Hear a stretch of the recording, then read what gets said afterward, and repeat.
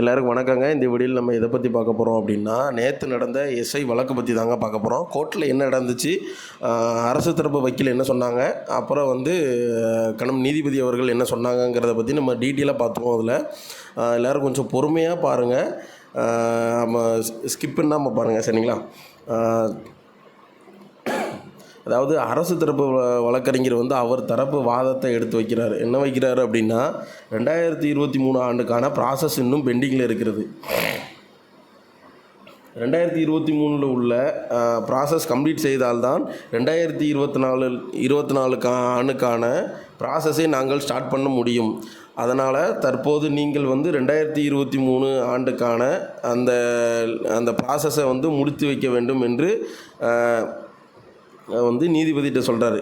அப்புறம் நீங்கள் முடித்து வைத்தால் மட்டுமே நாங்கள் அந்த லிஸ்ட்டை டிஜிபி ஆஃபீஸுக்கு அனுப்பி அவங்க பப்ளிஷ் செய்வாங்க அப்படிங்கிற மாதிரி அரசு தரப்பு வழக்கறிஞர் அவரோட வாதத்தை எடுத்து வைக்கிறாரு.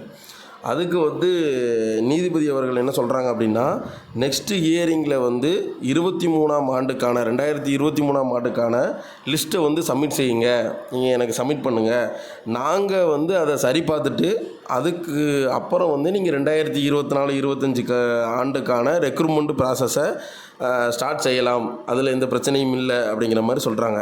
அதாவது எப்போ நீங்கள் 2023க்கான அந்த லிஸ்ட்டை கொடுப்பீங்க அப்படின்னு சொல்லி நீதிபதி கேட்கும்போது, நாங்கள் வரும் திங்கட்கிழமை அதை சப்மிட் செய்வதாக அரசு தரப்பு வழக்கறிஞர் கூறியிருக்கிறாரு. சரிங்களா?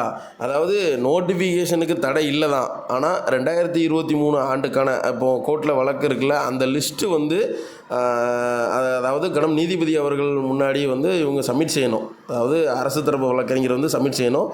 அதை அவங்க சரி பார்த்துட்டு அதுக்கப்புறம் இது ஓகேவா இல்லையாங்கிறது தெரியும்.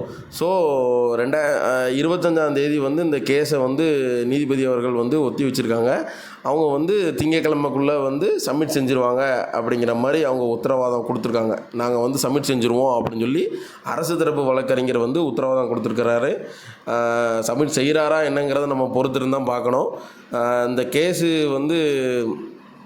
இதுதாங்க அந்த கோர்ட்டில் நடந்த விஷயம் உங்களுக்கு ஷார்ட்டாக சொல்லிட்டேன். இதுதான் விஷயம்.